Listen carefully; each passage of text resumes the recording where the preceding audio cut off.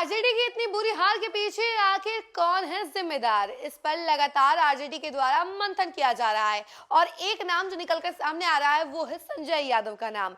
जी हां, वही संजय यादव जिनके ऊपर रोहिणी आचार्य ने आरोप लगाया था कि संजय यादव ने चप्पल उठा लिया रोहिणी आचार्य के खिलाफ और उन्हें गाली गलौज दी और उसके बाद घर से भी निकाल दिया। उसी संजय यादव के ऊपर यह भी आरोप लग रहा है कि आरजेडी हारी है तो संजय यादव की वजह से हारी है। नमस्कार, न्यूज़ फॉर नेशन देख रहे हैं, यहाँ पर मैं हूँ सानिया आपके साथ। देखिए, आरजेडी हार चुकी है, बहुत बुरी हार मिली है, जिसके बाद से आरजेडी के द्वारा लगातार मंथन किया जा रहा है, कई सारी कड़ियों को मिलाया जा रहा है कि आखिर कौन से कारण हो सकते हैं, किन कारकों की वजह से आरजेडी इतनी बुरी तरीके से हार गई है। तो एक वजह जो है, संजय यादव भी निकलकर सामने आ रहे हैं। संजय यादव की ऑफिशियल पेड टीम जो थी वो हर जगह पर जाकर काम कर रही थी। जो रिपोर्ट सौंपना होता है प्रखंड कार्यकर्ताओं को, वो प्रखंड कार्यकर्ताओं को काम नहीं करने दिया गया, नेताओं को हटा दिया गया, दरकिनार कर दिया गया नेताओं को आरजेडी के। और संजय यादव की जो ऑफिशियल पेड टीम थी वही सारा काम करती थी, वही सर्वे करती थी और रिपोर्ट जो होता था वो नेतृत्व को सौंपा जाता था संजय यादव की टीम के द्वारा ही।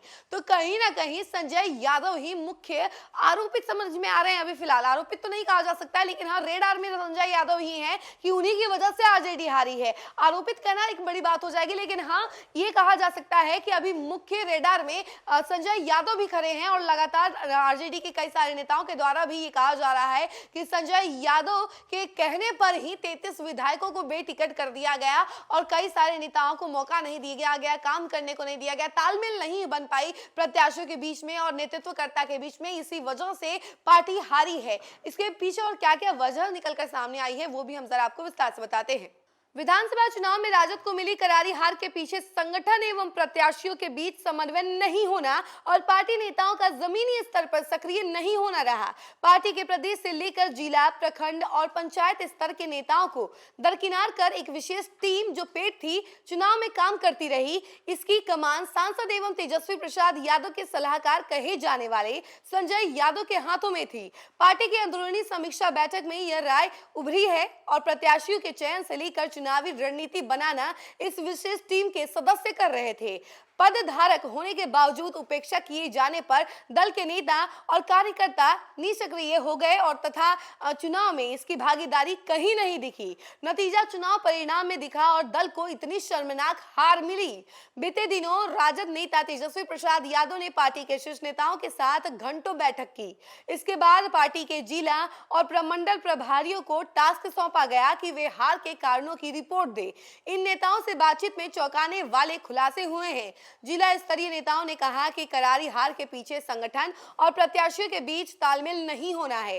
टीम संजय की पेड टीम ने जिला और प्रखंड स्तर के नेताओं को दरकिनार किया, खुद ही सर्वे कर नेतृत्व को रिपोर्ट सौंपी। इसके बाद 33 विधायकों को बेटिकट कर दिया गया। नतीजा ये हुआ कि बेटिकट हुए विधायक बगावत कर दूसरे दल या निर्दलीय चुनावी मैदान में उतर गए।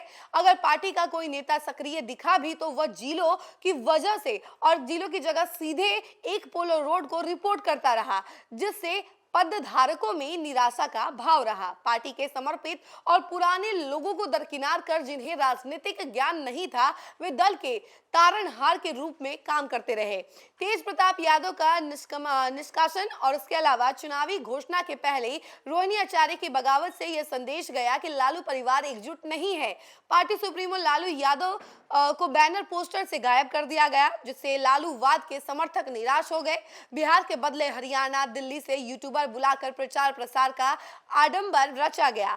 माई बहन योजना का फॉर्म पार्टी नेताओं की ओर से भरवाया जाना था। इसकी अवहेलना कर दिल्ली और हरियाणा से आई हुई टीम के सदस्यों को दे दिया गया।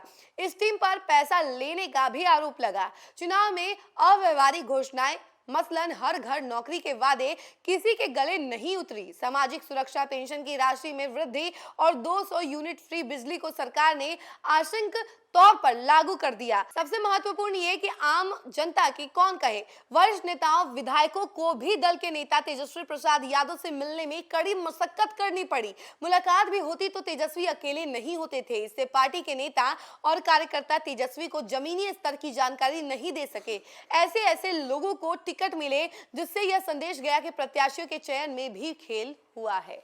तो देखिए ये सारे बड़े कारण रहे हैं तेजस्वी यादव की हार के पीछे। तेजस्वी यादव जिस तरीके से मंथन कर रहे हैं, ये मंथन अगर पहले कर लेते तो शायद ये जो हार मिली है ये नहीं मिलती। और कहीं ना कहीं इसके पीछे संजय यादव भी नजर आ रहे हैं। देखिए संजय यादव ने जो पेड टीम बनाई थी, उस पेड टीम ने सारी रिपोर्ट जमा की थी, उसी रिपोर्ट को मतलब नेतृत्वकर्ता को दिया गया और जहां जहां जाते थे हर जिलों का जो सर्वे होता था वो संजय यादव की पेड टीम ही करती थी। और नेताओं का तो ये भी कहना है कि ऐसे लोगों को, ऐसे कार्यकर्ताओं को ये काम सौंपा गया जिन्हें राजनीति का कोई ज्ञान ही नहीं है और ऐसे में उन लोगों ने जमीनी स्तर पर तो गए लेकिन उतने अच्छे से काम नहीं कर पाए जितने की बाकी दलों की टीमों ने किया है। तो देखिए इस तरीके का जो टीम का यू चुनाव कह लीजिए या जिस तरीके से संजय यादव ने इस टीम को चुना, उसके बाद ये पेड टीम जो है बाहर से बुलाई गई, यूट्यूबर्स को बाहर से बुलाया गया, यानी बिहार से कुछ भी नहीं था और इतना पैसा खर्चा करने के बावजूद भी आरजेडी को इतनी बुरी हार मिली है क्योंकि तालमेल नहीं बन पाया इनका प्रत्याशियों के साथ, नेताओं के साथ। अगर नेता मिलने भी आते थे तेजस्वी यादव से तो कहीं ना कहीं तेजस्वी यादव कभी फ्री नहीं होते थे, अकेले नहीं होते थे, कोई ना कोई उनके साथ बैठा होता था जिसके कारण नेता खुलकर अपनी बात नहीं बता पाते थे और जिलों की जानकारी नहीं दे पाते थे और जो भी गलती होती थी उसके बारे में भी कहीं ना कहीं छिपा दिया जाता था। और यही सारे कारण थे जो तेजस्वी यादव की हार के रास्ते पर लेकर चले गए और तेजस्वी यादव इतनी बुरी तरीके से हार गए। इसका फिलहाल इतना ही। ऐसे ही तमाम अपडेट के लिए जुड़े रहे हमसे और देखते रहे न्यूज़4 नेशन। धन्यवाद।